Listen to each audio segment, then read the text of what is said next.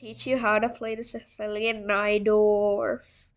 We're not going to cover any other lines like the Pelican or the French Sicilian. We're just going to cover the Najdorf Sicilian so that we can just play it. And yeah, basically it.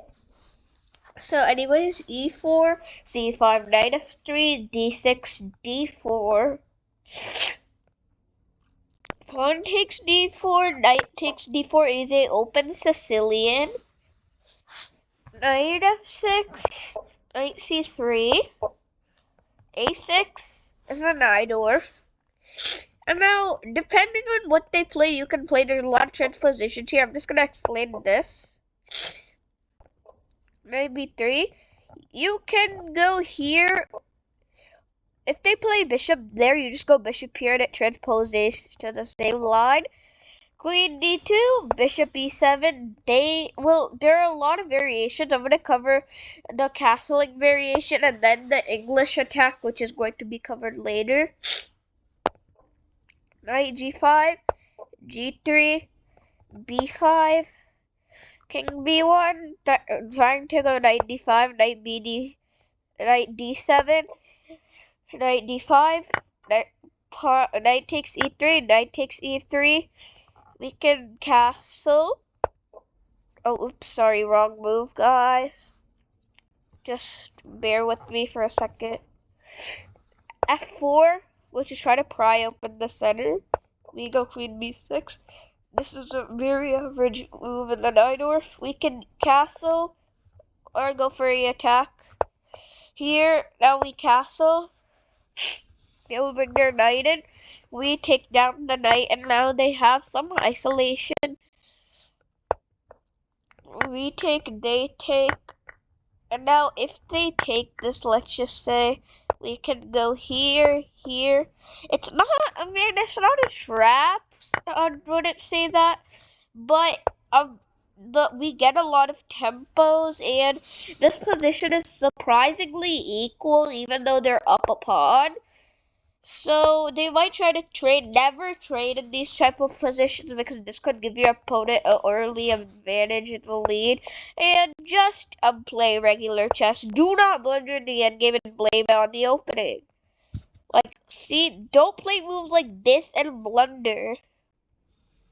Because it's not the opening's fault, it's an endgame faulty error. So just play on the endgame by your own. I'm not going to go into too much detail here. This is just equal.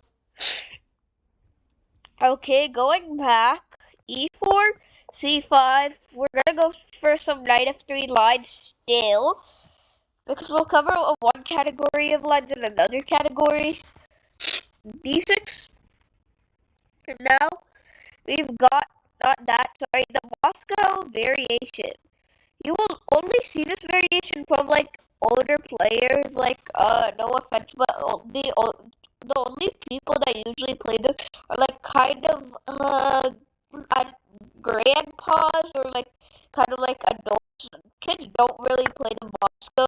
I wouldn't recommend playing knight bd7 because, like, personally I don't really know how to play knight bd7, but if you want to, you could study that. But this line is just better because it's more development. I just like it better personally. You could go a6. Anything is fine here. Take, and now this is the open Sicilian. You could bring your queen out and go here. Go g6 so that they do block this. And then they could build their proxy button, which is very uncommon.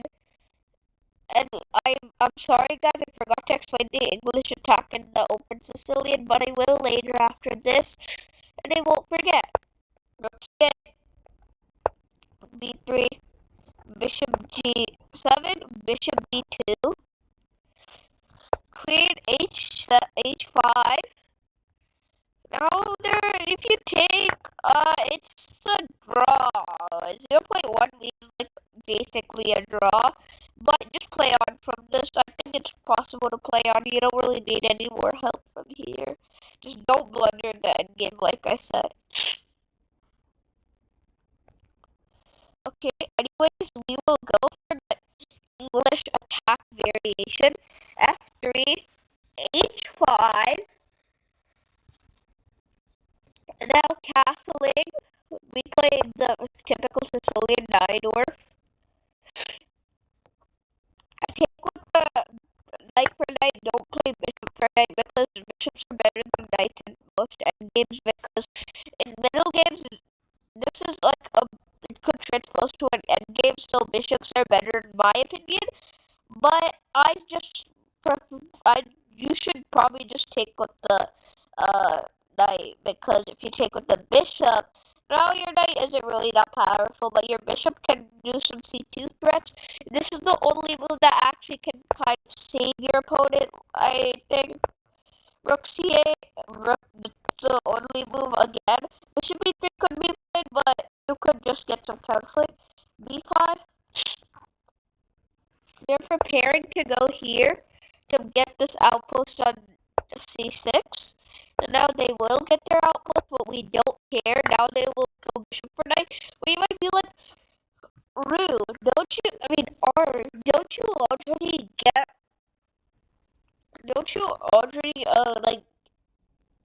get bishop, but a knight for bishop, but this time, it doesn't really matter considering the bishop is kind of locked in, and this should be equal.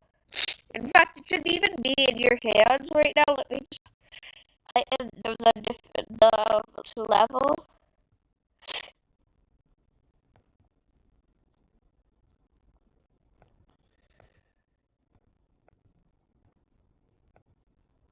Let's just change it. Don't mind me, guys.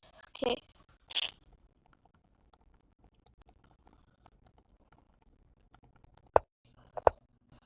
Now we're still gonna go with this.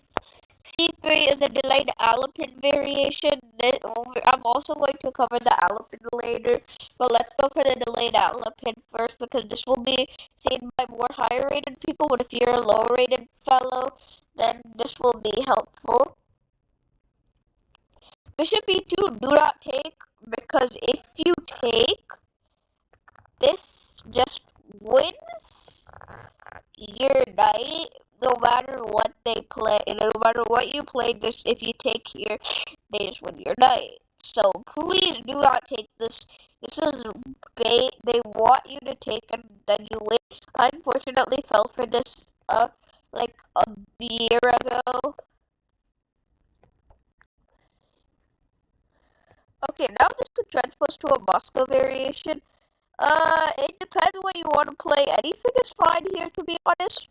But here, this could be good. Because now they can't play here. I mean, they can play here, but it's not highly recommended. Here, going there, this is not good. Because now they block, but you can just play bishop g5 later. And their position is in your hands because you have an advantage. As you can see, it's 0 plus 0 minus 0.7 in favors in your side, by the way. So, if they take, which was probably what most of the lower folks will do, not calling anyone out, if they play this, you completely win a pawn. It's just +1 or plus 0.9, which is basically a winning, not completely winning. Like, you could effectively win it, not completely winning. Completely winning is like -2. Effectively winning is like -1, I guess. Now you just win a free pawn. I don't really need to explain much here, and you get your knight on an outpost. Now, if your opponents are not beginners and they play this line, they will probably, if more experienced players will play here. Warning, this is not a free pawn because of d5. So just take here, just be settled, be calm and composed. Here is the best move. They could build the center, but this is also good. And now they could transpose into this open Sicilian thing, Which is honestly, we already discovered this, but just play it with your endgame knowledge. There isn't really any theory after this. As you can see that all the engine suggestions have disappeared. So really, there's nothing to cover. Just play with your chess tactics, guys. This is not 100% win rate. Now we're going to cover something that is similar to the delayed elephant, the actual elephant. Now this is according to the thing. This could be better for black because there are two variations. I would suggest this. This gives you a much higher win rate. Knight d5 is the best move. They will play d4 trying to get into the center.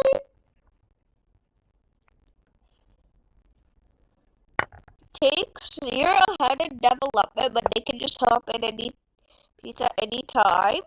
If they play bishop c4 right now, you can just play knight b6, bishop d7 takes, and then knight b takes d7, which is a typical setup. I wouldn't really complain about that.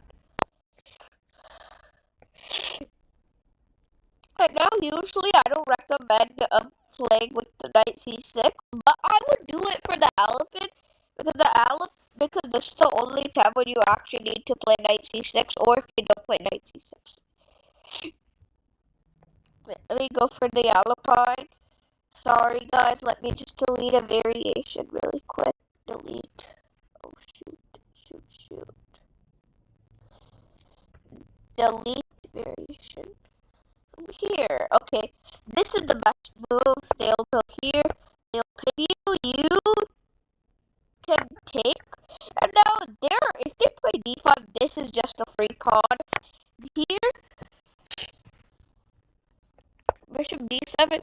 Now the elephant isn't played by extremely good players, but all I can say is it is played by some like 1800s and some like 1600s, but this is usually played by the people that usually want to draw all of their games. So yeah.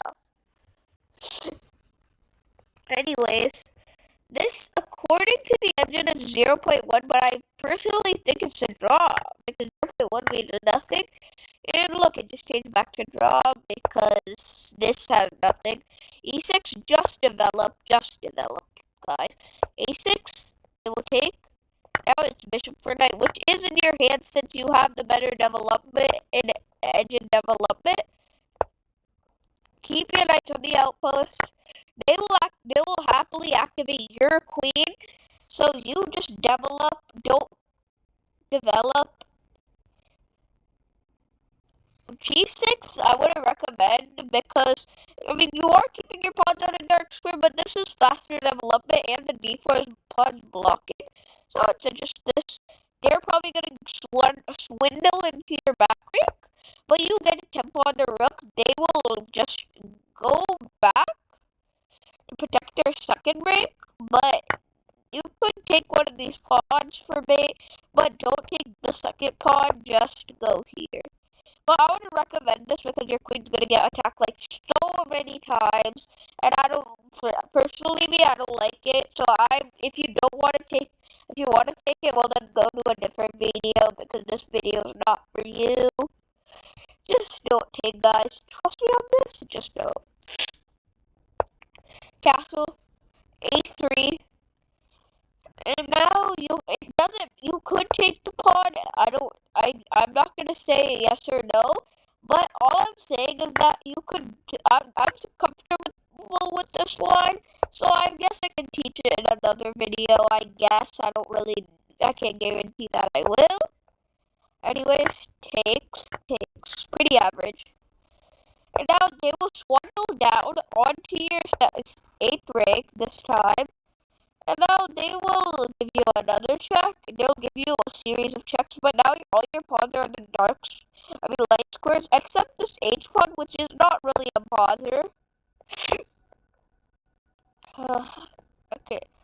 Anyways, B4 is not good because of A5 and their pawns are dark squares, and usually it's dark. If your opponent's playing with the dark bishop, you should keep it in the opposite color. If they have a light bishop, keep it on the dark squares. If they have a dark bishop, keep it on the light squares. That's the basic principle, endgame principle. So if you just follow that, they're probably going to play here. Just march in. You can go here, here, here, here, here, here.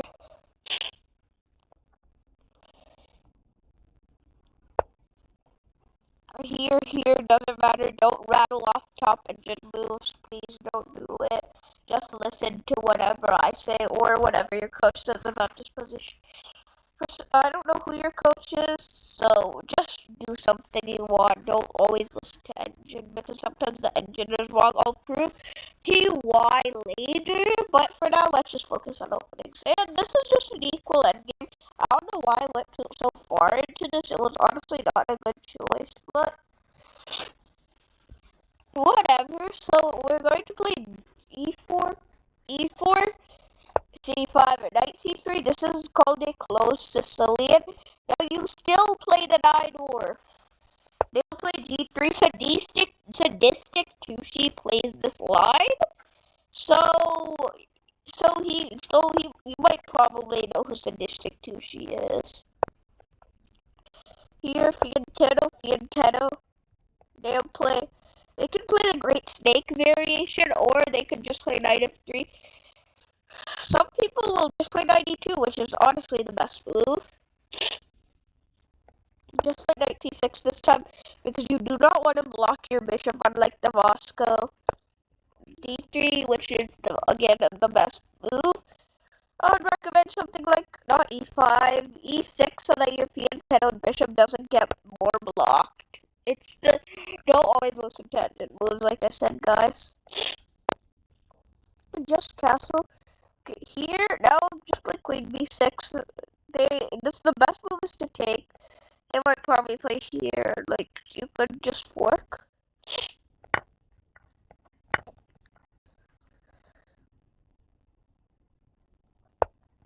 Here, and just play castles or here. It doesn't matter, and just castle, guys. Now, this is a way to take down the open Sicilian for the players that don't like this variation. A lot of people play this. I know a lot of people that play this too, like, excluding Sadistic Tushi. Anyways, now that we've covered the closed Sicilian, we have covered all the lines of the closed Sicilian. Closed Sicilian isn't that hard to prep against. So just play theory. I can't guarantee 100% win rate. The solid lines, this is not 100% trap.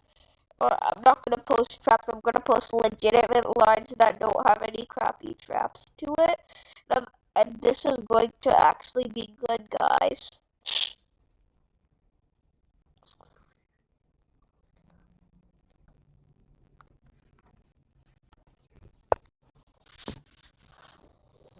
Okay, so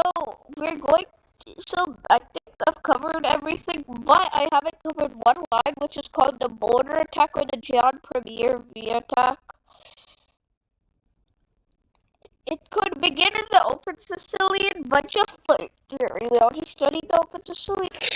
So the Gian Premier trap can transpose in two different areas. One, when they play here, just play here. This is like, let's go back a move. Open Sicilian, this is the Italian variation. E6, usually this pawn structure isn't good, but in this position, when they're going to trade, it is good. D3, D4 is the open Sicilian theory. Take. Although he has more development than you, A6, A4 best move. There should be 2. Should be 3. Castles. Castles. Knight c6. a5 to create this annoying square for their bishop. You can let them because they're not going to get anything from it, so it doesn't matter. And you can just push, take here. You can take the center, attack this, get temples, I don't care. You can play anything, get 2 temples and kick them out because this is actually a good pawn structure. Okay, this is the middle game, just play theory, just play middle game strategy, guys. I'm not going to teach everything in this. And the other variation is here. Border attack. John's Premier border attack. My coach likes to call it the Beyond Premier border attack, but I just like to call it the border attack. 2 variations. This doesn't matter. Anything can be fine. Just play theory, guys. This is better for you because you have this pawn chain. Just play. It's like the line we explained earlier. There are a lot of transpositions, so yeah.